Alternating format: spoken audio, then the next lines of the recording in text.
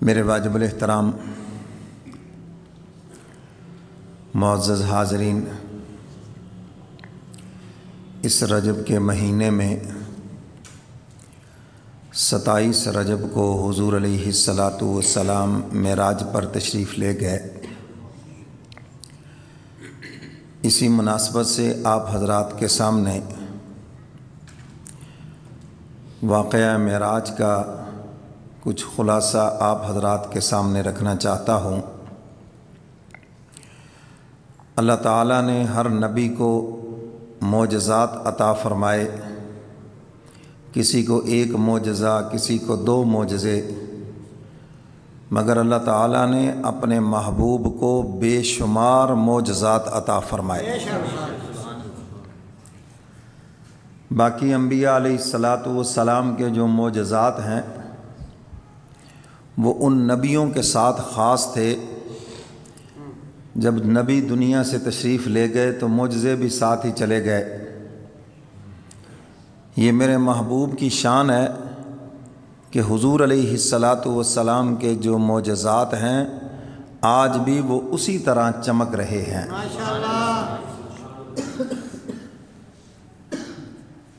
حضور علیہ الصلاۃ والسلام کے 2 بڑے معجزے ہیں، ایک اللہ کا قرآن ہے اور دوسرے نمبر پر معراج مصطفیٰ ہے۔ معراج مصطفیٰ یہ تسخیر کائنات کا معجزہ ہے۔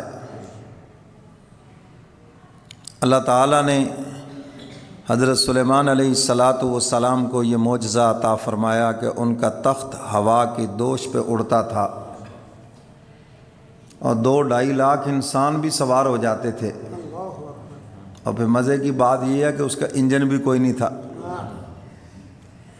اسی لیے تو مولویوں کے کام ایسے ہی ہوتے ہیں، اللہ توکل، اور سبحان اللہ کہتے تھے وہ اوپر چڑھ جاتا تھا، الحمدللہ کہتے تھے وہ نیچے اتر آتا تھا۔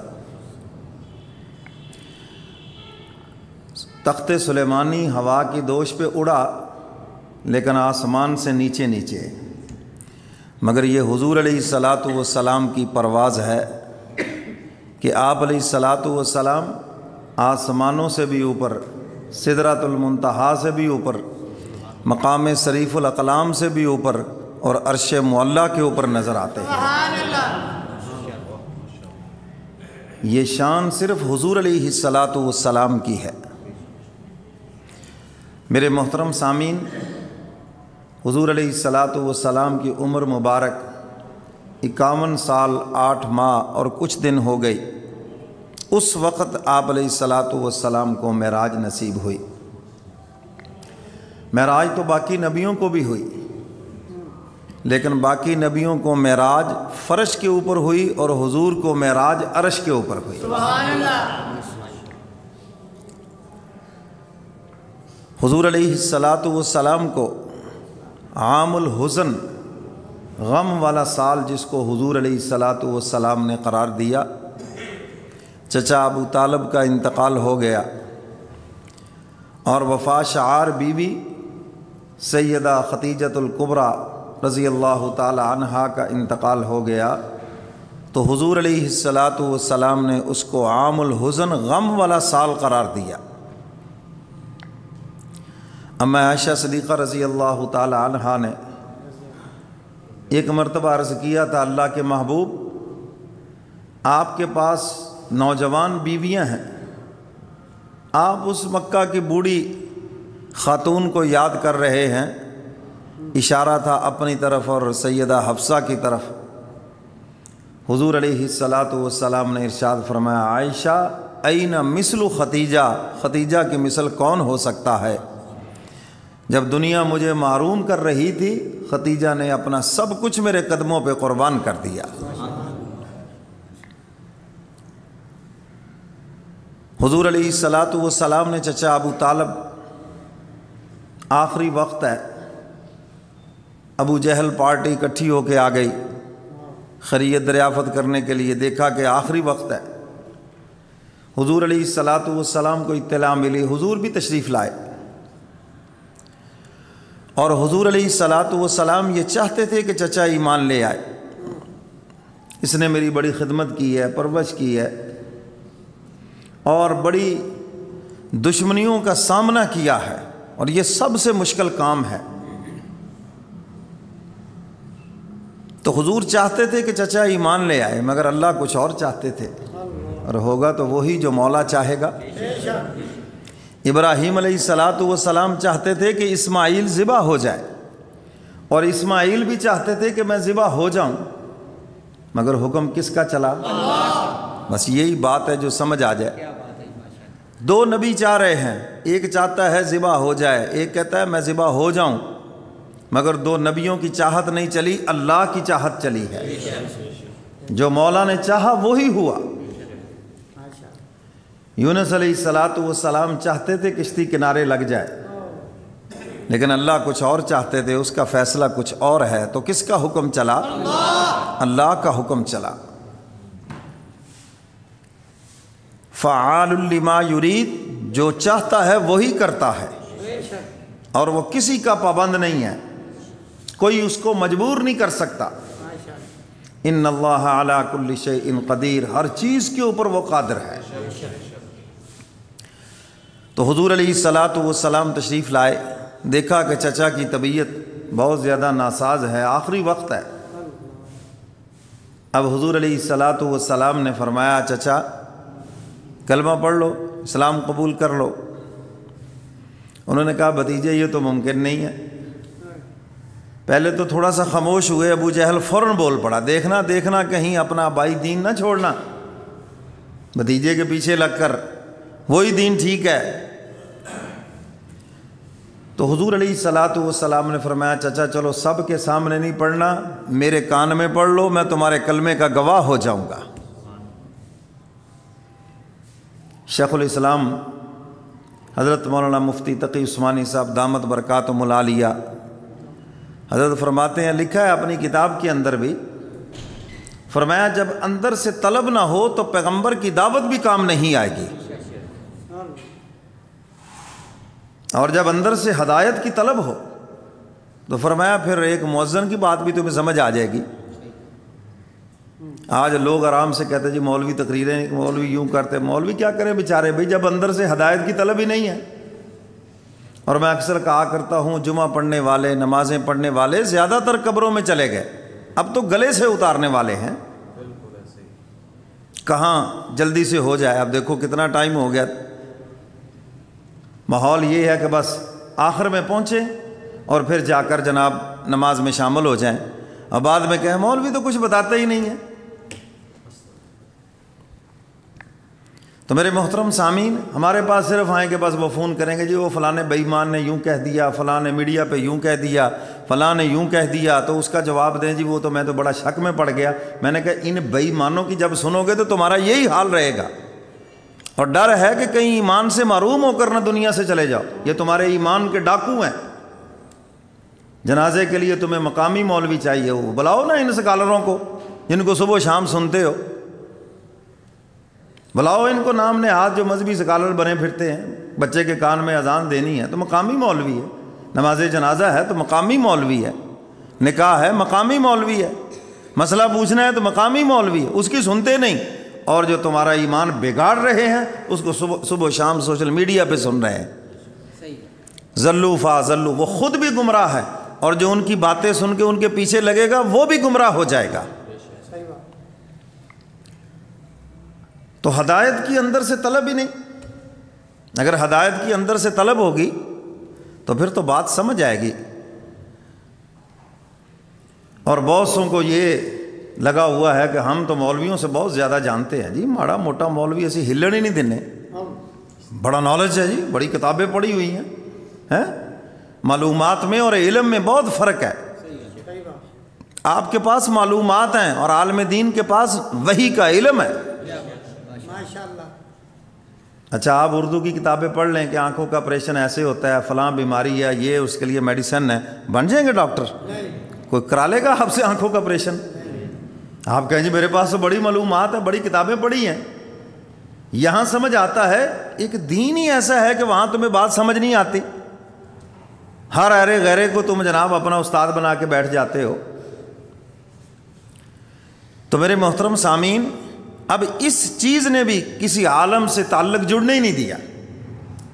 اللہ پاک تو قرآن پاک میں فرماتے ہیں یضل بہ کثیرا ویہدی بہ کثیرا، یہ قرآن کریم ہے جس کو پڑھ کر بہت سے لوگ ہدایت پہ آئیں گے اور اسی قرآن کو پڑھ کر بہت سے لوگ گمراہ ہو جائیں گے۔ یہ میں تھوڑی کہہ رہا ہوں، یہ تو اللہ کا قرآن کہہ رہا ہے۔ اپنی مرضی سے جب پڑھو گے، اپنی مرضی سے ترجمہ کرو گے، اپنی مرضی سے مطلب نکالو گے، گمراہ ہو جاؤ گے۔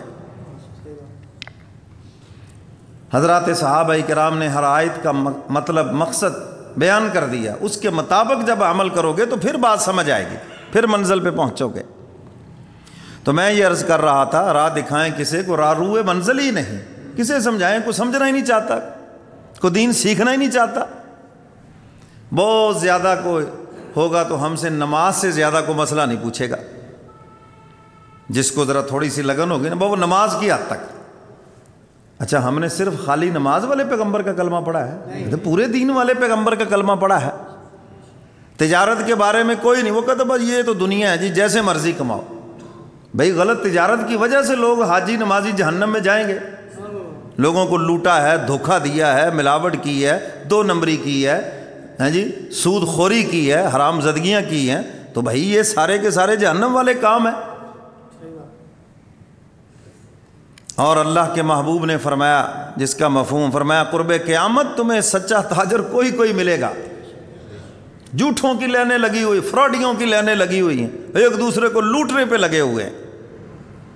میرے مرشد فرمایا کرتے تھے، فرمایا تاجر تو وہ ہے جو تجارت کرے اور صبح سے اس نیت سے نکلے اللہ تعالیٰ نے میری بچوں کی ضرورتیں میرے ذمہ لگائی ہیں، رزق حلال کے لیے میں کوشش کر رہا ہوں، وہ تاجر ہے۔ اور جو اس نیت سے نکلے کہ آج کو آ جائے الو قسم کا اور جناب سارا اسی پہ میں ڈال دوں، تو فرمایا جب لوٹنے کی نیت ہے تو پھر کیا تجارت ہے؟ ایک دودھ دینے والا شہر آتا ہے تو وہ پانی ڈالتا ہے، کہتا ہے جی میں نے شہریوں کو لوٹ لیا۔ اب وہ شہریوں کو لوٹ کے پھر وہ کسی کپڑے والے کے ہاتھ چڑھ جاتا ہے، اچھا دودھی صاحب تشریف لے آئے ہیں، وہ اپنی جگہ پہ سمجھتا ہے میں نے بڑا لوٹا، اور وہ اس کو لوٹتا ہے۔ اب وہ جو کپڑے والا جو اس نے لوٹا اس کو، اب وہ کسی ڈاکٹر کے ہاتھ چڑھ گیا، اس نے اس کی چھری پھیر کے رکھ دی۔ اب ڈاکٹر صاحب کسی زرگر کے ہاتھ چڑھ گئے، انہوں نے ساری ڈاکٹری نکال کے رکھ دی، ہیں جی۔ اب وہ جناب کسی اور کے ہاتھ چڑھ گئے، نتیجہ کیا ہے کہ ایک سے ایک بڑھ کر ڈاکو بن کے بیٹھا ہے، تاجر بہت تھوڑے ہیں۔ اور تاجر کون ہے؟ اللہ کے محبوب نے فرمایا سچا اور دیانتدار تاجر قیامت کے دن اللہ اس کو نبیوں کی صفوں میں کھڑا فرمائیں گے۔ یہ اعزاز ہوگا اس کا۔ تجارت کے اندر سچائی بھی ہے، دیانت بھی ہے، سچ بولتا ہے، 1 نمبر ہے تو 1 نمبر، 2 نمبر ہے تو 2 نمبر، صحیح کو صحیح اور غلط کو غلط۔ یہ نہیں ہے کہ ہاتھی کے دانت دکھانے کے اور کھانے کے اور۔ کس کی بات کریں؟ چھوٹے سے چھوٹا تاجر بھی ڈاکو بن کے کھڑا ہے، ریڑھی لگی ہوئی، آگے کچھ ہے پیچھے کچھ ہے، اور آپ کو جو دیا جا رہا ہے وہ کچھ اور ہی ہے۔ غرضے کہ سب ایک دوسرے کو لوٹنے پہ لگے ہوئے ہیں، تو نتیجہ کیا؟ مال میں برکت کوئی نہیں، کثرت ہے، گنتی ہے، مگر برکت کوئی نہیں، بنتا کچھ نہیں ہے۔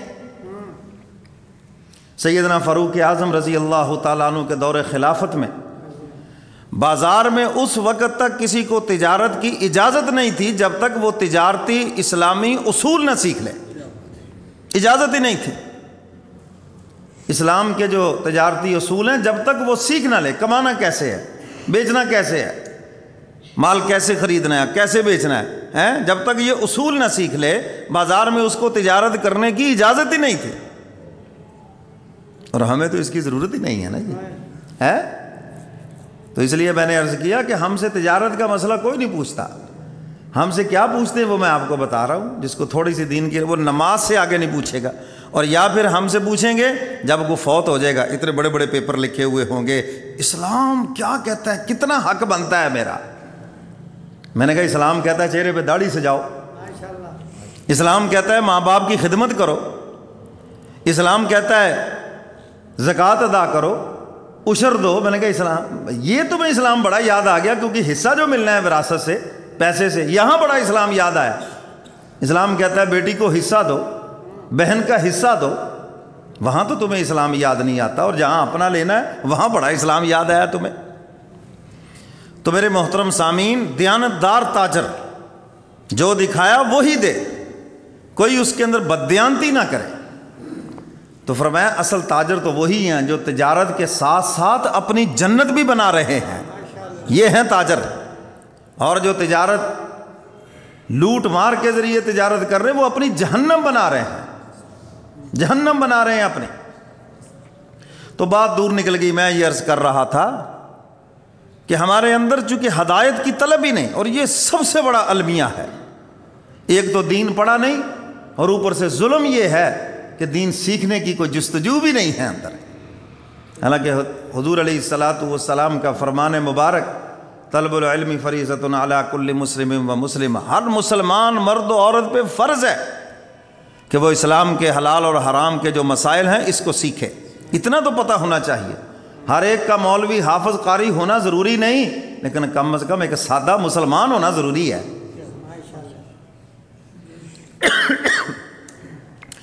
تو حضور علیہ الصلاۃ والسلام نے فرمایا چچا چلو سب کے سامنے کلمہ نہیں پڑھنا، میرے کان میں کلمہ پڑھ دو، قیامت کے دن تمہارے کلمے کا گواہ بن جاؤں گا۔